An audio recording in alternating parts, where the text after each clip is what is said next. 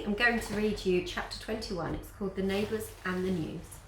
Sometimes grown-ups can be so confusing that they make you scratch your head. When Officer Martina took me home, Mum was the angriest I had ever seen her before. At first it was scary because she kept shouting things like, "I can't believe you did this, and what if something could happen to you?" But then she would hug me and hold me so tight that I thought my bones were going to be crushed. I wasn't quite sure if I was being told off or not. When she had calmed down, Mum made me hot soup and told me to tell everything. So I told her about Ahmed's pictures and about what the man and woman on the bus had said about the gates and the greatest idea in the world and the emergency plan and everything that had happened in front of the Queen's Palace. Mum was quiet while I talked, and then after I had finished telling her everything, she sat still for a long time and didn't say anything at all. I was too scared to say anything else, so I sat on my hands and stared at the table. Finally, Mum opened her mouth to say something, but then the doorbell rang. "Who's that, I wondered?" Mum said. When she opened the door, Mrs. Gillingham, the neighbour who lived next door to Mrs. Abbey, was standing outside. She always wears lots of necklaces and bright pink nail varnish and long dangly earrings. I like her because she smells like puff pastry and Christmas, and she always gives me a stocking filled with sweets. "Oh, hiya, love," cried out Mrs. Gillingham. She gave me a hug. "Thank goodness you're back safe and sound. But my, that was brave of you, wasn't it? The woman on the news said it's so you could help the refugees." "Sorry, Mrs. Gillingham," said Mum, frowning. "Did you just say you heard about it on the news?" "Oh, it's all over the telly. All over it," said Mrs. Gillingham, excited. "I expect you'll be hearing from the reporters soon." "Well, yes, thank you for letting us know, Mrs. Gillingham." Mum started to close the door. "We'd better get some rest. It's been a long day." She waved Mrs. Gillingham out of the door and then looked down at me. The news. Just then the doorbell rang again. "Who is it?" called out Mum. "It's Mr. Rashid," came a man's voice. There was a loud ouch before he added, "And Mrs. Rashid." Mum looked at me in surprise and opened the door. This time, exactly where Mrs. Gillingham had been standing were Mr. and Mrs. Rashid. They lived one floor below us and have twins. You can tell when they're home because they always leave the pushchair in the landing. It's too big to fit through the front door. We usually only ever see them in the lift or when they need help getting their pushchair out of the main door. But I liked them because Mrs. Rashid, especially Mrs. Rashid, because she wears the brightest clothes. Once she wore a long flowing dress that had millions of tiny sequins on it and made her shine like a goldfish. She's always smiling and laughing at with the babies. And Mr. Rashid likes to shout out the cricket scores to anyone he can find. But this was the first time they had ever come to our flat. "Hello," said Mum. Mr. Rashid held up her phone. "We're just reading all about it," she cried, shoving it into Mum's hand and pointing to a news story with a picture of lots of palace guards standing around someone lying on the floor. "You were so brave. Now the Queen herself can't ignore what's happening to those families. I haven't slept for months thinking about it. Months! It makes me so angry. All those poor people with those little babies trying to just live. We send baby clothes and shoes whenever we can, but we don't have much money to spare," continued Mr. Rashid, his voice suddenly heavy and wobbly. "And now," Mrs. Rashid spotted me over Mum's shoulder and bent down. "Oh, you darling, please let me hug you." I hesitated for a moment. I don't always like being hugged, but Mrs. Rashid seemed so nice, so I slowly walked over to her and let her hug me and then hugged her back. "If your refugee friends need any help, any at all, please tell us," she said, touching my cheeks. "Yes? Promise?" said Mr. Rashid, his eyes big and serious. I nodded, because I knew Ahmed would probably like Mr. and Mrs. Rashid and wouldn't mind me asking them to help him. "Good. Now you take care," grinned Mr. Rashid, as he and Mrs. Rashid turned away and headed down the stairs. "Well, this is turning out into quite a day, isn't it?" laughed Mum, looking down at me and giving me my shoulders a squeeze. But before we could even close the door, Mr. Gregg's huge head suddenly popped in. I took a step back and hid behind my mum because I don't like Mr. Greggs at all, even though he always dressed in a suit and takes his hat off whenever he sees anyone that he likes. I can tell Mum doesn't like him either because she never says hello to him when we see him, and my mum always says hello to everyone, even the man who sleeps in the doorway of Mr. Pulaski's shop on the corner of our road. Yes, Mr. Greggs, what can I do for you? Asked Mum in her most polite voice. She only ever uses that voice when she talks to people she doesn't like Aunt Christina or the man with the clipboard who calls himself landlord.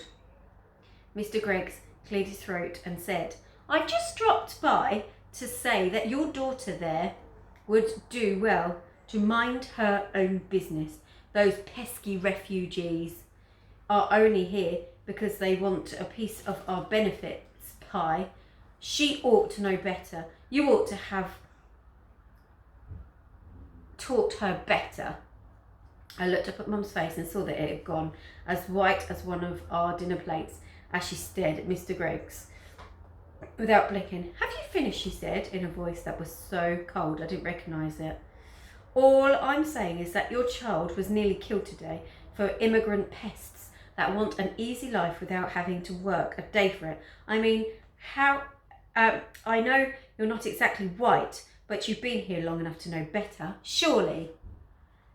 Mr. Greggs, that is quite enough, said Mum, her voice cold and formal. Her eyes had narrowed and her hands had become tight little balls. You and your views are not welcome here. Please leave. And taking a step back, Mum slammed the door shut, just as loud as she could, so that one second Mr. Greggs was there and the next second he wasn't. We could hear him ranting at us from the other side, but after a few seconds his voice started to get fainter and fainter. Despicable man, muttered Mum, clicking the extra bolt on the door with his dinner jackets and silly neckerchiefs, trying to cover up his bigotry. Why is he so angry? I asked, slipping my hands into hers. And why did he call refugees pests? Because he's a heartless, selfish man who hates everyone far too much to want to help anyone, said Mum, even refugees like Ahmed's. Oh, I said, wondering how anyone could hate someone who was running away from bullies and bombs. Mr. Greggs had clearly never met anyone like Ahmed before, because if he had, he could never have been so horrible about anyone who had to become a refugee. Now, let's forget about Mr. Greggs and go see what the news is saying about you, shall we? She ruffled my hair and then went and switched on the telly as I did a running jump onto the sofa. After a few seconds, a newsreader flashed up onto the screen. Her voice was warm and she said, today, an incident at Buckingham Palace added a few extra steps to the changing of the guard ceremony as a 9-year-old child ran out and intercept one of the Queen's Coldstream Guards. As she talked, the picture changed and I appeared on the screen, running out of the crowd and reaching up to touch a palace guard's arm with Tom just a few steps behind me. I looked so scared that it made me wonder how I'd done what I'd done. I had never ever seen anyone I knew on television before, but it was the strangest thing in the world to not only see myself on it, but to have someone done something that a newsreader was talking about.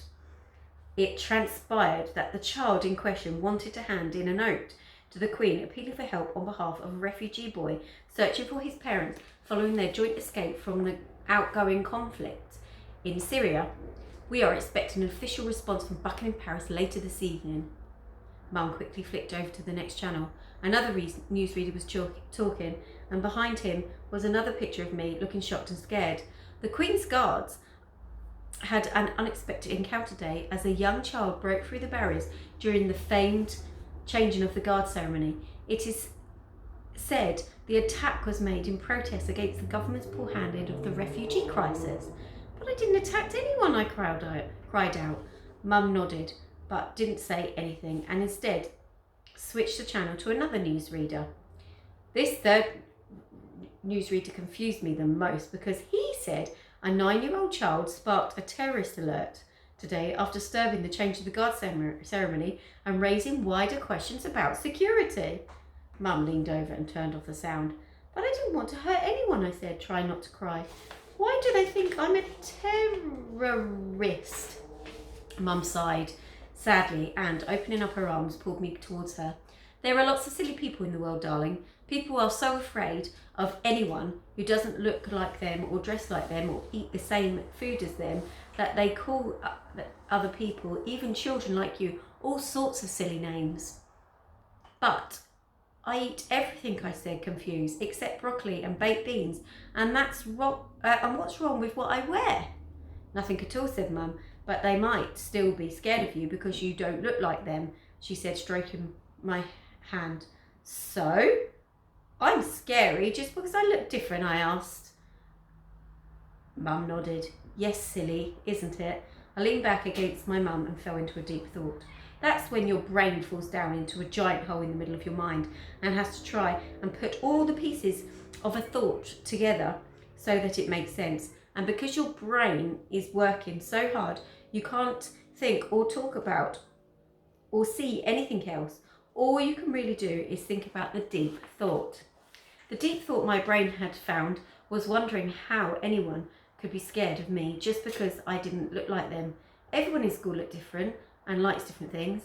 And as parents who come from all kinds of different places, Tom's mum and dad came from different places in America, one called Florida and the other called California. Michael's mum comes from a place called Nigeria, and his dad comes from France, which is why he always goes on lots of holidays and has even seen a giraffe and an elephant in the forest. Josie's mum comes from Barking and her dad comes from Bradford, which is why they speak differently. And her dad always sounds like he's asking a question, even when he isn't. Mum and Uncle Lenny were both born in a faraway place I've never been to called Indonesia, and my dad was born in Austria. Mrs. Abbey once said that I was lucky to have parents from different places because it means I never needed to go on holiday to get a suntan. I like looking like I have a suntan, and I like everyone being different. It would be too boring if everyone was exactly the same as each other. Mum, I asked, because the deep thought was starting to give me a headache now. Does that mean the special guards were scared of me too? Mum looked at me and asked. Did they seem scared of you? No, I said, after thinking hard. They were nice. Well then, she replied, stroking my hair. The thing you have to remember is that for every silly person who's afraid of you, there are at least 20 people who aren't silly at all. Okay, I said, feeling better. It was good to know that there were more nice people in the world than there were silly people. Just then, a face I knew popped up onto the television. Mum, look, it's the taxi man, I shouted excitedly. He took us from the station to the Queen's Palace, and he wouldn't take any money. Mum put the sound up, and we both listened as a big red sign with Stan O'Connell, taxi driver, popped up underneath a picture of his smiling face. They were just kids, he said, saying cheerfully. Innocent kids, you know. A man next to him, who must have been the reporter because he was standing holding a microphone, said, and you didn't get the impression that they were planning some sort of protest or an attack? Mum made an angry sound in her throat, and I saw her shake her head. But Stan, the taxman, smiled again and said, I didn't get that impression because that wasn't what happened. You can ask me another 5 times, though, if you like. That made Mum burst out laughing, and she said she was glad I had met a cabbie who was as good and as funny as my Uncle Lenny was. Just then the phone started to ring. It was my Uncle Lenny, checking to make sure I was okay. And after he rang, lots of other people rang too, but they weren't people we knew. They were reporters from newspapers. In the end, Mum turned the phone off and said it was time to put this adventure to bed because tomorrow would bring with it a brand new adventure to go on. Mum let me go to bed a whole 30 minutes late that night because I wanted to watch the news again. Lots of people had taken pictures and videos of me running onto this road. It was strange. seeing things like that that I hadn't been able to see for myself at the time, even though I had been there and it had all happened to me. I didn't realise how exciting it had been. As soon as I had run out onto the road, the police had started shouting and moving the crowd back and surrounding me in a big circle. And all the special guards had stopped playing their drums and trumpeting and slamming the palace door shut. It felt as if I was watching a movie starring someone that looked like me, but wasn't me at all. I lay in bed that night, trying to make sense of everything that had happened, but my brain felt fuzzy and tired. So in the end, I gave up and closed my eyes. None of it really mattered anyway. What mattered was that we had given our note to the special guards, and they had given us their word that they were going to tell the Queen about Ahmed. And just as soon as they did, she would send out the special guards to find Ahmed's family before the gates closed shut, and it was too late. Okay, that's the end of that chapter. We are so close. We've got a few chapters left. I might have to double up. Yeah, might have to read 2 one day. Brilliant. Okay, right, I'll read another one to you tomorrow. Bye-bye.